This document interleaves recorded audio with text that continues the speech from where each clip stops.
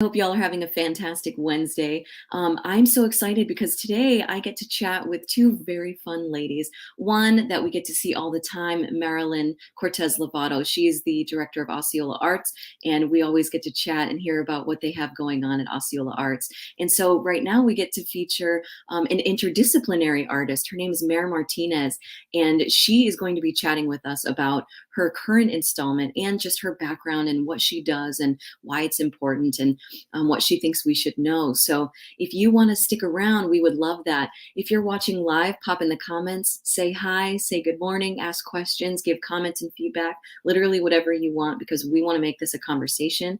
We want to make it kind of low key, but we want you to see what's going on in and around Osceola County. And so that's what we're about to do. So let's make it official, and then we'll introduce you to Marilyn and Mar. All right, here we go.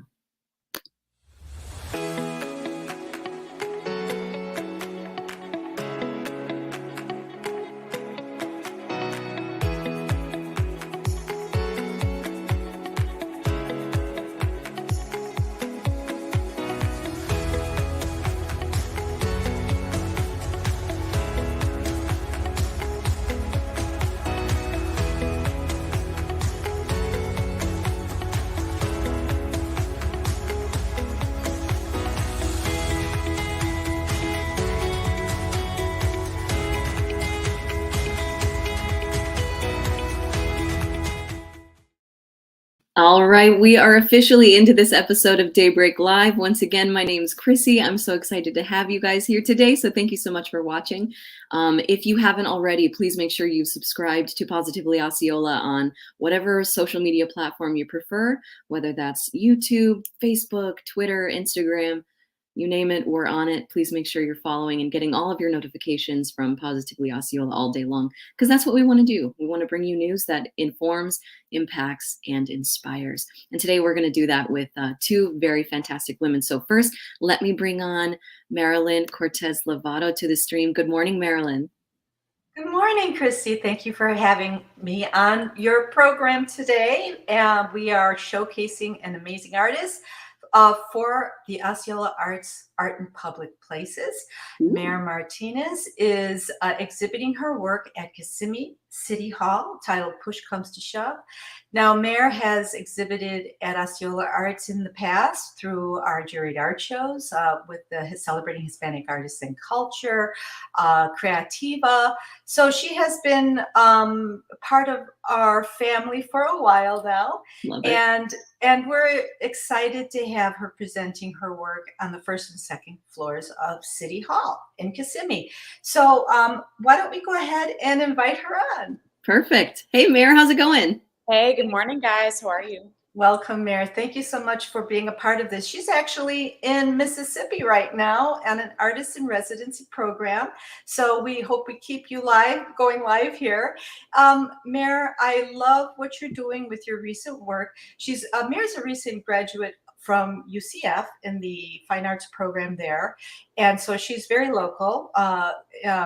Orlando-based, and recently also just completed an artist in residency at the Maitland Museum. So she's very active in the Orlando, well, the Central Florida and beyond. So, Mar, can you talk a little bit about what your focus has been as an artist, and since you've been in the area? You're originally from South Florida, I believe. Actually, New Mexico. We had this whole location shift thing that happened, but I was born in Las Cruces, but now I've been based in Florida long enough to call myself a Floridian.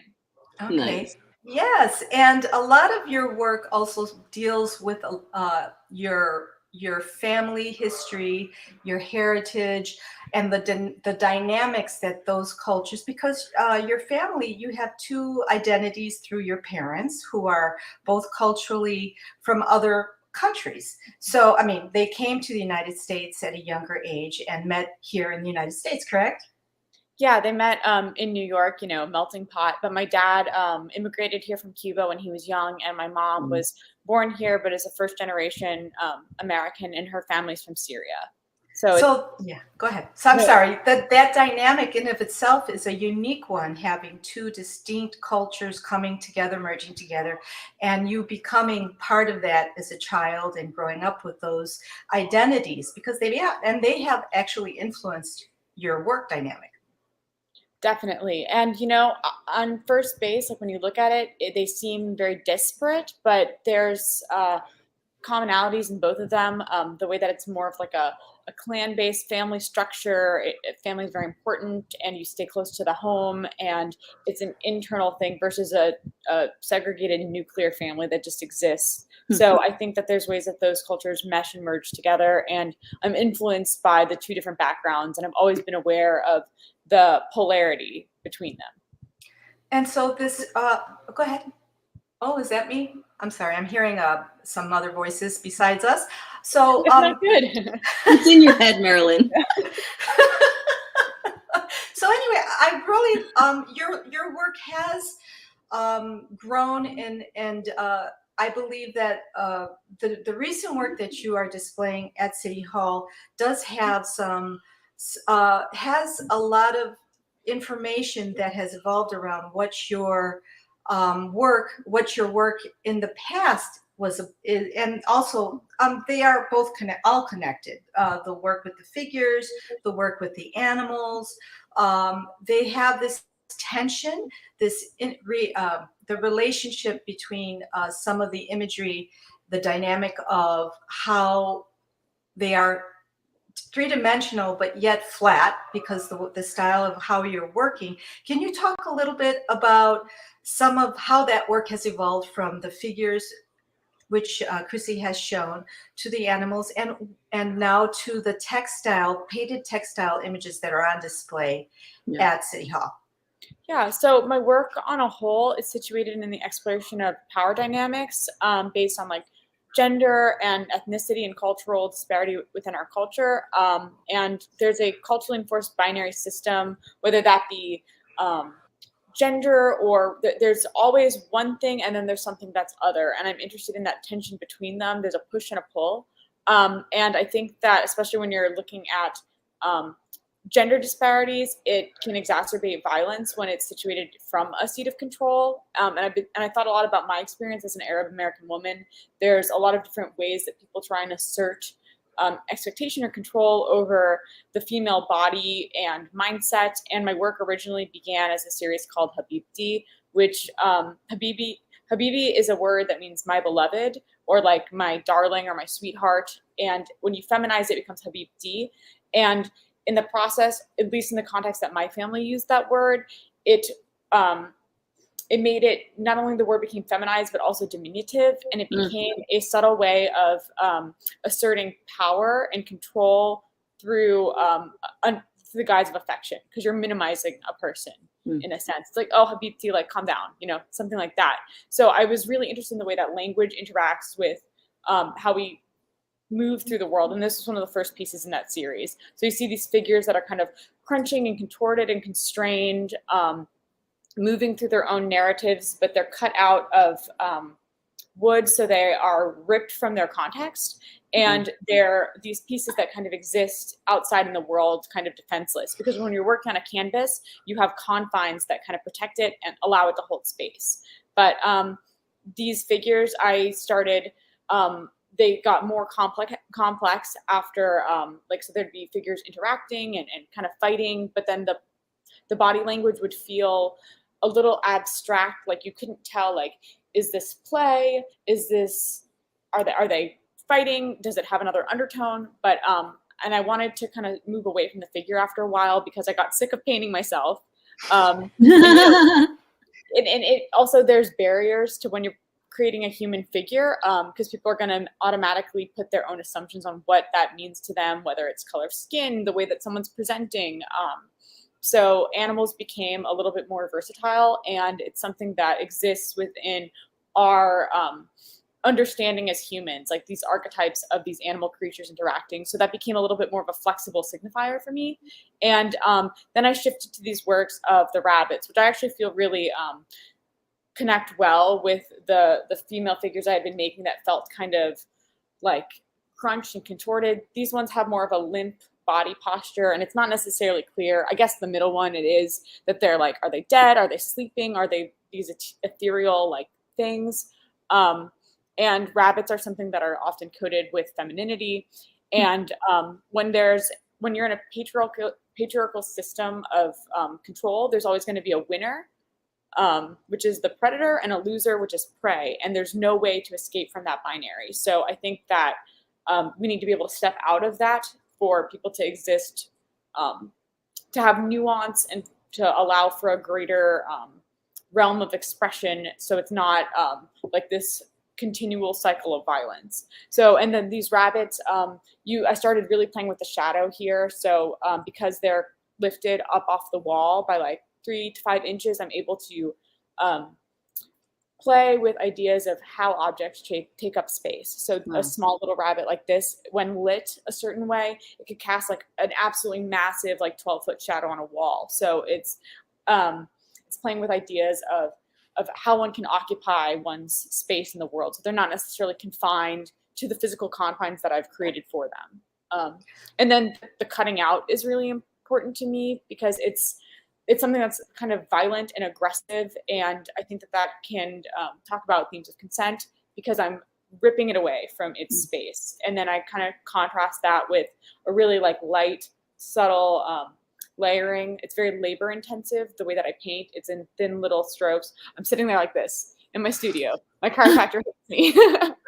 What's nice about a lot of her work, the rabbits, the figures have been exhibited at Osceola Arts in different exhibits. And I found that visitors, our patrons, walk through the galleries and stop at artwork to look, I observe what they're looking at and the questions that are asked. And sometimes when a viewer is looking at these, they do interpret a rabbit differently from a figure. And so you have people, the viewer, the patron, taking away something, what they're interpreting, what this artwork is about. I think having it floating on the wall in a 3-dimensional way, yet it isn't 3-dimensional, is another message that's being conveyed, as Mare had just explained. And so along with her new work, that is her most recent work that is on display at Kissimmee City Hall, that is now dealing with a textile, but it's painted. And there are parts of the female figure that are kind of being kind of almost like accidentally shown through the textile. So sometimes there's no figure, and then sometimes there is a figure, a part of an arm or a foot. And so for me, that raises a lot of different questions. A viewer is going to be like, well, what's going on here? And so I think that's important because sometimes when you're just dealing with a landscape, oh, it's a beautiful landscape, I see birds in it. But when there are more questions than answers in these images, which it's really a wonderful thing about Mare's work, is that I believe that the viewer has questions when they walk away from it. And so that's a wonderful part of viewing art, is that every viewer, every person walks away with a different interpretation of what they're seeing. And we were talking off the camera a little bit about titles of works and how a lot of artists like to use the word untitled, not so much because they may not know what to title it, but sometimes they want the viewer to walk away with a question. But sometimes I think it's important to at least have something there for the viewer to get, if you really want them to understand where you're coming from. And so this exhibit is titled Push Come to Shove. And I wanted Mare to explain a little bit about that and what this recent work is about. So I think the title, Push Comes to Shove. So my naming style, I really, it's important to me to have something that really fits and makes sense with the work, because I agree it does add something and allows people to kind of be able to sink their teeth into it. And for this work, it was a departure from the stuff I had been making previously, but also not at all, because I was in a way returning to the figure. And you see these like central themes of this crunching and this hunchness trying to fit within a within some sort of weight and gravity being applied on the figure. Even the ones that don't have the figure, there's still that tension, and I wanted those to feel a little bit more abstract and poetic. And also, I just wanted to see what worked better. Sometimes you make 10 paintings, one looks good, you had a great time in the studio. So I was kind of exploring my options here, but I did, after painting, I don't know how many rabbits and dogs and all of Noah's Ark, I was starting to miss that human element. And this was an honest way, I think, for me to reconnect with that work that I had begun. So I find that like my artistic process, it often goes full circle, but even though I'm ending back up where I started, it looks radically different from like how I started out. And during the course of COVID, I was really thinking about, I know a lot of people like turn to gardening or they got a pet, but I started thinking kind of about religion and faith's role in like our lives. And my family is fairly religious, and we come from the big three, like Judeo-Christian religions, and we're all split up between Muslim, Christian, and Jewish.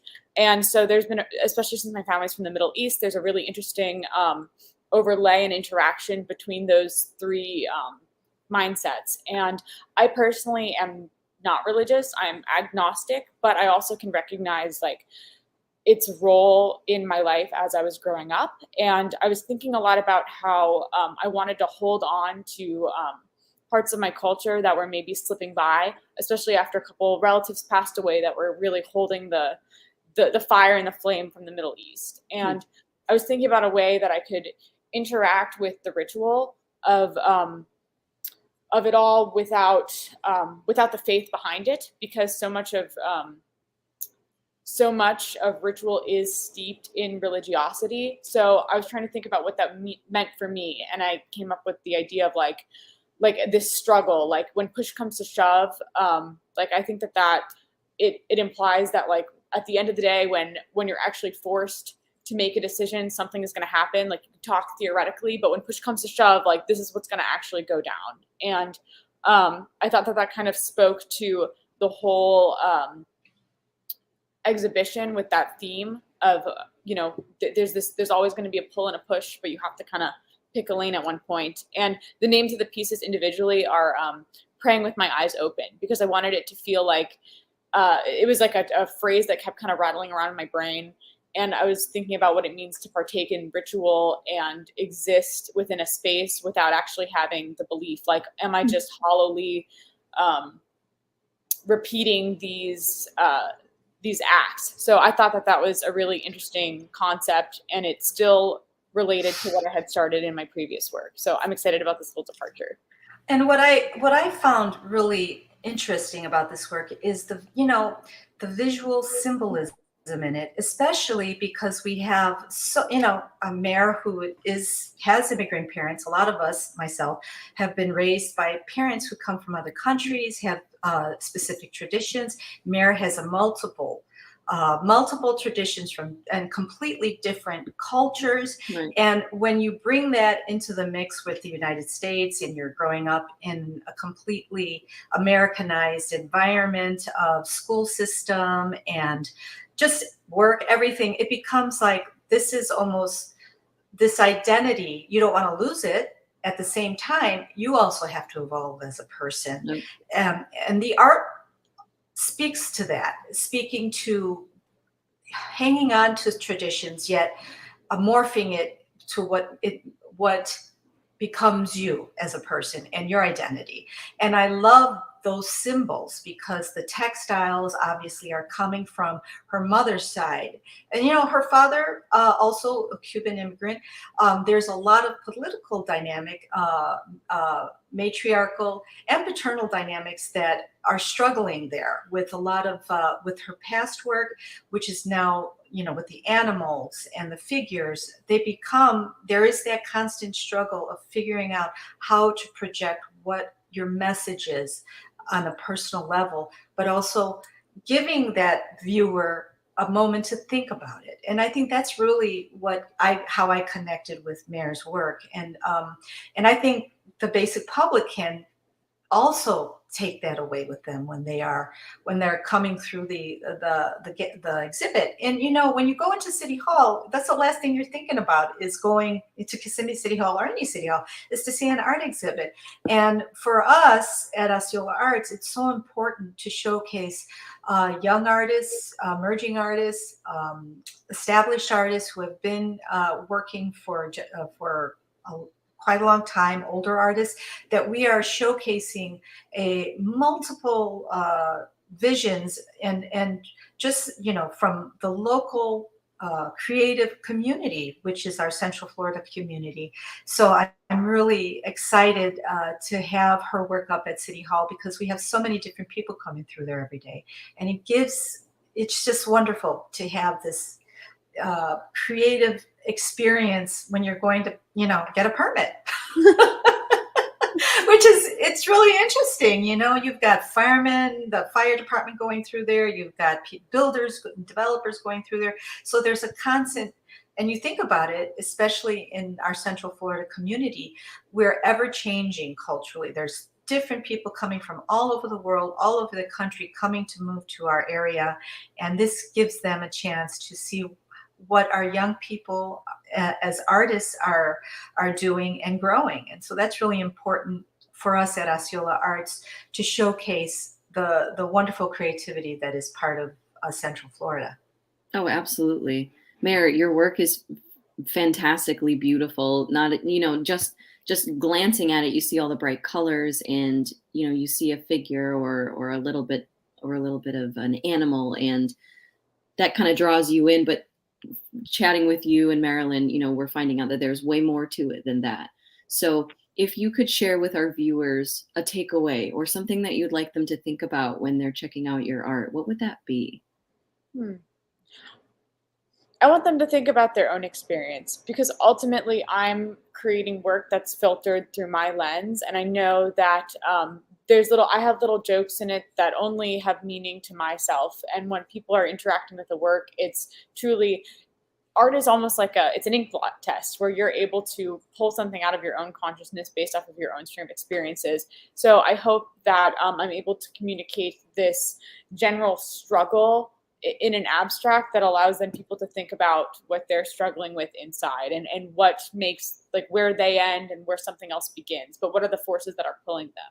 So I think that that's really creative and a way to make it about everyone. Sometimes I feel like when we look at art, we make it about the artist, but there's so much more to it than that. So thank you for bringing that to light. Is there any other thoughts that you'd like to share with our viewers from either you, Mayor, or Marilyn? Well, really quickly, I'm just so excited to see Mayor continue, and what's next. So she's got a ton of plans, and that's a wonderful thing to hear. And so what's next, Mayor? Okay, so currently I have a show that's closing up at Dream Space Project Clinic up in Ohio. That's closing this Friday. I'm going to be in the Wiregrass Biennial at the Wiregrass Museum in Alabama. I will be in Art in Chambers coming up in the spring. Maitland Museum, Maitland Art and History Center. There's going to be a show of the AIAs, because I'm still a current resident there. So that'll be opening in the fall. There's so many things going on. And if people want to ever come check out my studio, I'm in Studio 13. So I would love it for people to come visit, and I'd love to talk to them in person. And I just want to say thank you so much for putting this on, and I really appreciate your commitment to telling the stories of artists in our community and really making a space for them. So you're welcome. Well, thank you. And quickly, I just wanted to let Krissi and everyone know what's opening up in our theater. We Will Rock You, July 15th through July 31st, is a musical. I'll give you a quick information on that. What if the world was without individuality, originality, and music? With more than 20 hit Queen songs, Queen. We Will Rock You follows two revolutionaries as they try to save rock and roll in a post-apocalyptic world where rock music is forbidden. So we're so excited. It's going to be a fun musical, and that opens July 15th. We have art in public places in all of our Osceola County libraries showcasing local artists, and we also have art camp going on at the center. We've got 60 wild and crazy kids enjoying theater and art camp this week, and visual arts, and of course, unfortunately, all for those folks who are looking for opportunities for the kids, our art camp is sold out through July.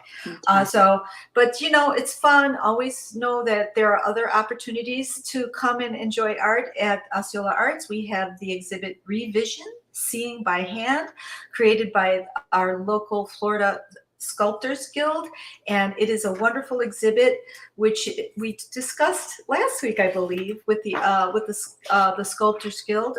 It is an exhibit that is designed to go beyond visual by adding touch to the experience. Low vision audiences will be able to enjoy the art aided by audio descriptions and cues for safety. The visually impaired community includes people with a wide range of sight conditions as well as blindness. In fact, we have over 15 people signed up, people with vision loss, individuals 7 through adulthood will be taking a workshop that is sponsored through a grant, and it's a free workshop for people with vision loss. They'll be having a free clay workshop on July 9th. It is a full classroom, so we unfortunately won't be able to sign up any more people. Lighthouse of Central Florida is bringing a bus of kids who have vision loss, and so we're really excited to be providing opportunities to people with disabilities that can enjoy art through touch. So we're excited that this is another way to reach out to our community in Central Florida. That's so Yeah, cool. and you are going above and beyond, making it so easy to access art, whether that's visual, sculptures, things like that. You're doing a great job. So thank you for letting us showcase Osceola Arts and your work, Mayor. This is fantastic. Thank you, Krissi. Yeah, And absolutely. yes, and hopefully we'll see you over at Osceola Arts checking out our exhibits.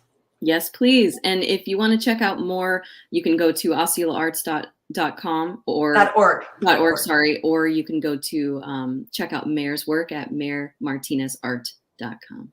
Thank you everyone so much for joining us. I hope you enjoyed a little bit about the art that we have going on in and around Osceola County. This is fantastic. So please comment, like, subscribe, and make sure that you ask tons of questions and give us feedback because we want to know what you think. All right, ladies, enjoy the rest of your Wednesday, and we will chat again soon. Bye-bye. Thank you. Bye, everybody.